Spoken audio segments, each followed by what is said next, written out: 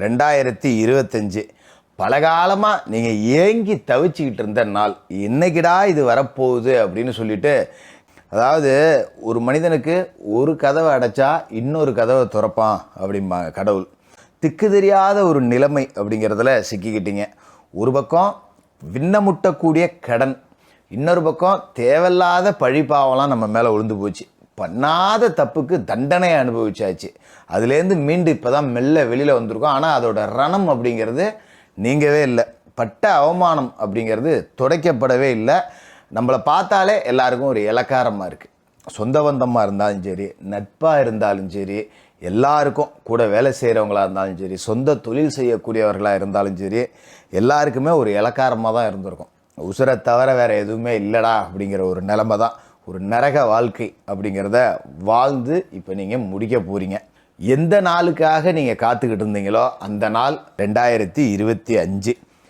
கடன், தோல்வி, நஷ்டம், சொந்த பந்தங்கள் பிரிவு, முக்கியமான சொந்தங்கள் நமக்கு ஆதரவு கொடுக்கறதுக்குன்னு ஒரே ஒருத்தர் இருந்திருப்பான் சொந்தத்தில். அது ஆணோ பெண்ணோ, அக்காவாக இருக்கலாம், தங்கையாக இருக்கலாம், அப்பாவாக இருக்கலாம், அம்மாவாக இருக்கலாம். சொந்தத்தில் ஒருத்தருக்குமே நம்மளை ஆகாது. ஒரே ஒருத்தன் தான் நம்ம மேலே பாசமாக இருந்திருக்காங்க, இவங்க இருந்தால் போதும் அப்படின்னு நாம் நினச்சிரோம். பார்த்தீங்களா, அந்த நபரையே நம்மள்டேருந்து பிரிச்சிருப்பார். சிலருக்கு தற்காலிகமாக பிரிச்சிருப்பார், சிலருக்கு நிரந்தரமாக பிரிச்சிருப்பார், உலகத்தை விட்டே தூக்கி எறிஞ்சிருப்பார். யாராக வேணாலும் ஒரு சொந்தம் இருக்கலாம். உங்களுக்கு சப்போர்ட் பண்ண ஒரு சொந்தம் இப்போ உயிரோடு இல்லை. இது எல்லாமே முடிஞ்சிருச்சுங்க. இனிமேல் நீங்கள் கவலைப்பட வேண்டியதில்லை.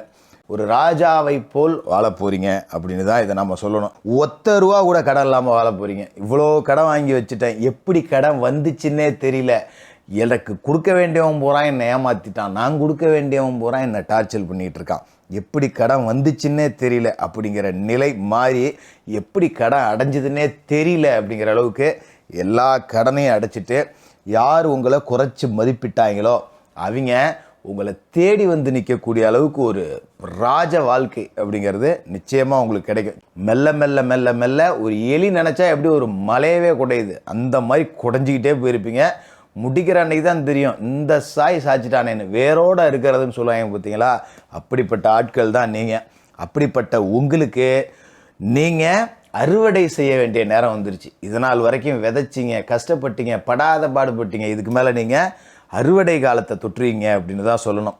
தூக்கம் இல்லாமல் தவிச்சிருப்பீங்க. நைட்டில் படுத்தா தூக்கம் வராது, உடம்பு சரியில்லை, உடல் வேதனையால் தூக்கம் வரல, வயிறு வலி, தலைவலி, ஒத்த தலைவலி, தூக்கம் வரல, கடன் வாங்கி வச்சுட்டோம், நாளைக்கு கடன்காரனுக்கு பதில் சொல்லணுமே, நாளைக்கு கொடுத்தா ஆகணுமே, அதை நினச்சி தூக்கம் இல்லை, காலையில் ஏந்திரிச்சா நாளைய செலவுக்கு என்னடா பண்ணுறது, தூக்கம் வரல.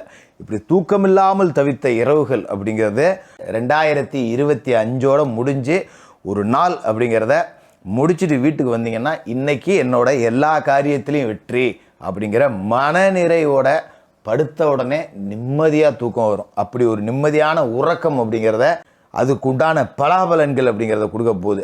மண் வாங்கலாம், மனை வாங்கலாம், வீடு கட்டலாம், பெரிய அளவில் நகை நட்டு வாங்கி போடலாம், புது வண்டி வாகனம் வாங்கலாம், கார் வாங்கலாம். இது எல்லாத்தையும் வாங்குறீங்கன்னா அந்த அளவுக்கு உங்களுக்கு வருமானம் இருக்குன்னு அர்த்தம். சும்மா ஒன்றும் காசு இல்லாத ஒருத்தன் போய் வீடு கட்ட முடியாது, காசு இல்லாத ஒருத்தன் போய் கார் வாங்க முடியாது.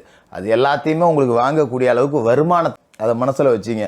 ஒரு சக்கரவர்த்தியை போல வாழ்க்கை, ஒரு ராஜாவை போல வாழ்க்கை. நீங்கள் வாயால் சொல்கிற வேலையை உடலால் செய்கிறதுக்கு 100 பேர் வரிசை கட்டிட்டுப்பாங்க. நீங்கள் வசிக்கிற பகுதியில் ஒரு பெரிய விவிஐபி அந்தஸ்து அப்படிங்கிறது உங்களுக்கு கிடைக்க போகுது. கொஞ்சம் வார்த்தையில் மட்டும் நிதானமாக நீங்கள் இருக்கணும். வெற்றி வாழ்க்கையில் வெற்றி வெற்றி வெற்றி வெற்றி மட்டும்தான் இதுக்கு மேலே நீங்கள் பார்க்க போகிறீங்க. காசு பணம் 10 ரூபா வருது அப்படிங்கிறப்ப கொஞ்சம் ஏழைகளுக்கு தான தர்மம் பண்ணணும். அந்த மனநிலை அப்படிங்கிறத எப்போவுமே மாற்றிக்காதீங்க. அதுதான் உங்களுக்கு பலமே. நீங்கள் கொடுக்க கொடுக்க கொடுக்க இறைக்கிற கிணறு ஊறும், கறக்கிற மடி சுரக்கும் அப்படிங்கிற மாதிரி இதுக்கு மேலே உங்களுக்கு காசு பணம் அப்படிங்கிறது கொட்டிக்கிட்டே இருக்கும். பயப்படவே வேண்டியதில்லை.